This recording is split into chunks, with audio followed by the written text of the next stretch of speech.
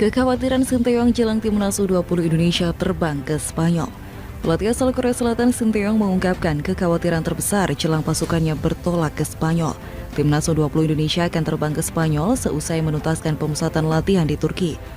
Selain melanjutkan pemusatan latihan, Garuda Nusantara juga bakal mengikuti turnamen di negeri Matador. Terdapat 10 tim kuat yang berpartisipasi dalam turnamen bertajuk Calidad Region de Murcia Football Week tersebut. Selain Indonesia, 9 tim lainnya yakni Republik Ceska U19, Spanyol U19, Denmark U19, Arab Saudi U20, Prancis U20, Slovakia U20, Jepang U20, Ceska U21, dan Norwegia U21. Lawan-lawan Indonesia tersebut sangat cocok untuk ajang persiapan menatap Piala Asia U20 2023. Selain itu juga untuk persiapan Piala Dunia U20 2023 yang mana Indonesia menjadi tuan rumah penyelenggaraan. Meski diikuti 10 tim, Indonesia hanya akan bermain 2 kali yakni melawan Prancis dan Slovakia. Menurut jadwal, timnas Indonesia akan menghadapi Prancis pada Kamis 17 November. Selanjutnya, Marcelino Ferdinand dan kawan-kawan akan melakukan laga kedua kontra Slovakia pada Sabtu 19 November. Sementara itu, timnas Indonesia rencananya akan berangkat ke Spanyol pada 15 November 2022. Artinya, Sinteyong tidak memiliki waktu banyak untuk mempersiapkan timnya jelang laga melawan Prancis U20. Karena kami ada pertandingan langsung melawan Prancis dan Slovakia, kami akan lebih fokus ke pertandingan, kata Sinteyong. Waktu istirahat yang pendek setelah menempuh perjalanan jauh dari Turki ini menjadi persoalan khusus bagi juru taktik asal Korea Selatan itu. Sinteyong khawatir kondisi fisik pemainnya terganggu, sehingga mempengaruhi laga penting kontra Prancis U20. Padahal, Sinteyong ingin pasukannya bisa menunjukkan penampilan terbaik melawan skuad muda Les Blues. Selain ajang untuk mengukur sejauh mana perkembangan timnya, kesempatan ini juga bisa dijadikan momen untuk mengenal lebih dekat kekuatan Prancis. Hal ini mengingat Prancis merupakan salah satu tim yang dipastikan lolos ke Piala Dunia U20 2023. Di sisi lain, pemusatan latihan timnas U20 Indonesia di Turki baru saja berakhir pada Minggu 14 November lalu. TC ditutup dengan hasil kurang bagus karena takluk 0-2 melawan tim Arab Saudi Al Adalah FC. Pada 6 laga sebelumnya, timnas U20 Indonesia meraih 3 kemenangan, 2 kali imbang dan sekali kalah. Di sisi lain, pelatih Persija Jakarta Thomas Doll menyoroti penampilan Sandi Arta Samosir saat laga uji coba internal yang digelar di Nirwana Park Sabtu 12 November 2022.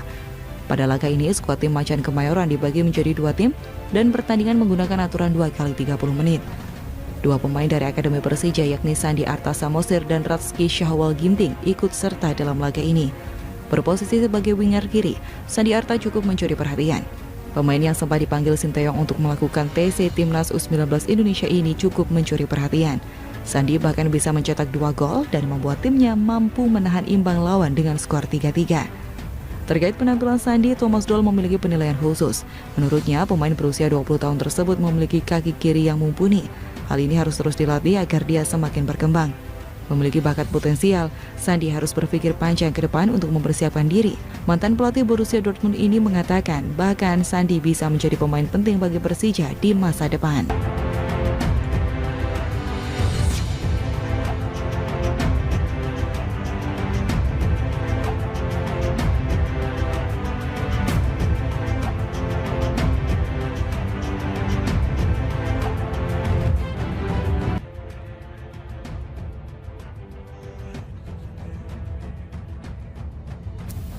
Sinteyong menyebut timnas Indonesia U20 membutuhkan setidaknya 4 perbaikan usai kalah 0-2 dari klub Arab Saudi Al Adalah FC di Stadion Emir Hansaid, Turki.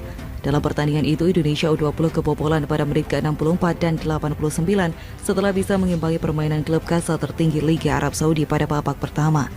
Secara keseluruhan, Sinteyong mengaku puas dengan penampilan anak asuhnya. Akan tetapi, pelatih asal Korea Selatan itu juga menyoroti cara Indonesia U20 yang kurang bagus dalam bertahan. Tercatat 4 evaluasi yang diberikan Sinteyong usai pertandingan terakhir dalam TC di Turki tersebut. Aspek lain yang jadi fokus Sinteyong ke depan adalah memberikan pemahaman kepada Ronaldo Kuate dan kawan-kawan soal memanfaatkan ruang di wilayah lawan. Saat menghadapi Al Adalah FC, sejumlah pemain menyerang Indonesia U20 kerap terpaku pada posisinya tanpa bergerak mencari ruang kosong agar bola yang dipegang rekan satu tim bisa dioper. Lalu ruang, pemain masih belum paham tentang konsep ruang. Maksudnya kalau ada pemain yang cari ruang kosong, otomatis bisa ciptakan ruang atau membuat peluang. Jadi harus ada yang datang dan passingnya ke situ. Itu yang pemain masih belum paham, kata Sinteyong. Lebih lanjut, Chauvin membawa 2 penyerang subur di Piala Eropa U19 2022 untuk menjalani pertandingan di Spanyol. Prancis U20 tidak main-main dalam menggelar persiapan menghadapi Piala Dunia U20 2023. Pelatih Landry Jobin telah memanggil kekuatan terbaiknya untuk menjalani pemusatan latihan di Spanyol. Para pemain yang dipanggil mengikuti TC ini sebagian besar merupakan skuad Prancis di Piala Eropa U19 2022, termasuk top skor turnamen Loum Chouna yang mencetak 4 gol. Tandemnya di lini tengah juga turut dipanggil Alan Virginius yang melesakkan 3 gol. Selain kedua pemain itu, sejumlah nama lainnya juga sudah merasakan persaingan di kompetisi kasta tertinggi di Eropa, terutama Ligue 1. Salah satunya adalah pemain masa depan Marseille, Isaac Toure. Pemain berusia 19 tahun ini sudah tampil 5 kali di Ligue 1 dengan 63 menit bermain. Gelandang klub divisi Championship Inggris Sunderland, Abdullah Ba, yang sudah tampil di 8 pertandingan, 1 diantaranya sebagai starter. Begitu juga dengan tim promosi Serie A Italia Monza, Warren Bondo, yang diturunkan di 4 leg dengan 56 menit bermain. Para pemain pun sudah berkumpul. Prancis dijadwalkan menghadapi Timnas Indonesia U20 Kamis 17 November di Pinatar Arena San Pedro del Pinatar Kamis 17 November. Selang 2 hari kemudian bertemu Arab Saudi dan ditutup dengan duel melawan Jepang Senin 21 November. Prancis merupakan semifinalis Piala Eropa U19. Mereka kandas secara mengejutkan setelah dikalahkan Israel 2-1. Di sisi lain, Muhammad Ferrari membeberkan masalah utama Timnas Indonesia U20 yang harus dibenahi untuk menghadapi Piala Dunia 2023. Evaluasi pertama yang kita tingkatkan masalah set piece, karena ke depan kita akan tampil di Piala Dunia dengan postur lawan yang lebih tinggi. Kami harus lebih kuat lagi dalam hal-hal bola mati, karena itu kelemahan utama di tim sekarang, kata Ferrari. Meski kalah, Ferrari menilai performa Indonesia cukup baik dan bisa mengimbangi permainan lawan yang levelnya berada 1 tingkat di atas mereka. Indonesia total menggelar 7 pertandingan persahabatan selama di Turki. Rinciannya, Indonesia U20 menang 3 kali, 2 kali imbang dan 2 kali kalah.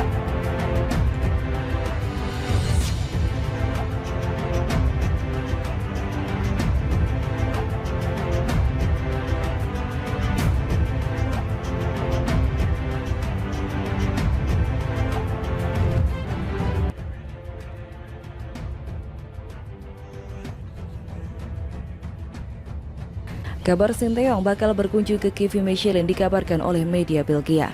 Saya berharap bisa melakukan debut sebelum Piala Asia di Qatar pada Juni 2023. Pelatih tim nasional Sinteyong ingin saya berada di sana dalam hal apapun. Dia bahkan ingin mengunjungi Mechelen untuk bertemu dengan orang-orang klub di sini. Saya merasa ada komunikasi yang baik antara Persatuan Sepak Bola Indonesia dan KV Mechelen. Juga menyenangkan bahwa klub menyadari betapa berartinya kesempatan itu bagi saya, kata Shandy Walsh. Sinteyong nampaknya sangat ingin Shandy Walsh memperkuat timnya dalam waktu cepat. Dengan hadirnya Shandy Walsh, maka persaingan pos bek kanan Timnas Indonesia kian sengit. Sinteyong menunjukkan keseriusan untuk segera ingin memainkan Shandy Walsh dengan rencananya bakal berkunjung ke KV Mechelen. Shandy Walsh sendiri tinggal selangkah lagi mendapat status WNI. Ia tinggal disumpah. Setelah menjadi WNI, ia pun berpeluang memperkuat Timnas Indonesia. Jika demikian, akan ada persaingan sengit di pos bek kanan Timnas Indonesia antara Shandy Walsh dan Asnawi Mangkualam. Selama era Sinteyong, bek kanan Timnas Indonesia dimiliki oleh Asnawi. Meskipun Asnawi pernah juga dimainkan sebagai gelandang sayap kanan saat Timnas Indonesia mengalahkan Nepal dengan skor 7-0 dalam formasi 3-4-3 di kualifikasi Piala Asia 2023. Di klubnya Ansan Greeners musim ini, Asnawi juga beberapa kali dimainkan sebagai gelandang sayap kanan. Akan tetapi, di Timnas Indonesia, Asnawi nyaris selalu bermain di bek kanan. Sementara Shandy Walsh di klubnya selalu bermain di bek kanan. Shandy Walsh musim ini sudah mencatatkan 16 pertandingan bersama KV Mechelen dengan 1.420 menit bermain di kasta teratas Liga Belgia. Sementara statistik Asnawi Mangkualam di K-League 2 musim ini tampil dalam 26 laga dengan 1.556 menit bermain. Ia pun menyumbangkan 2 gol dan 2 assist. Menarik untuk dinantikan siapa yang akan mengisi pos bek kanan Timnas Indonesia nantinya, atau pelatih Sinteyong memiliki pemikiran lain dengan mengubah posisi bermain sehingga kedua bisa agenda Timnas Indonesia terdekat adalah Piala AFF. Atau pelatih Sinteyong memiliki pemikiran lain dengan mengubah posisi bermain sehingga kedua pemain bisa diturunkan. Agenda Timnas Indonesia terdekat adalah Piala AFF 2022 yang akan digelar pada 20 Desember hingga 16 Januari 2023. Timnas Indonesia memang berpeluang besar mendapatkan bantuan tenaga dari 2 calon pemain naturalisasi yaitu Jordi Amat dan Shandy Walsh di ajang Piala AFF 2022 untuk tim senior nanti. Pasalnya jika merujuk pada tenggang waktu yang disediakan oleh penyelenggara Piala AFF, Jordi dan Shandy masih memiliki kesempatan untuk didaftarkan sebagai pemain Timnas Indonesia. Apalagi proses naturalisasi mereka sudah melewati sejumlah tahap dan tinggal menjalani tahap yang terakhir. Jika tahapan-tahapan ini terus dikebut, bukan tidak mungkin Jordi dan Sandi segera mendapatkan status sebagai WNI dan bisa didaftarkan timnas Indonesia untuk bermain di Piala AFF 2022.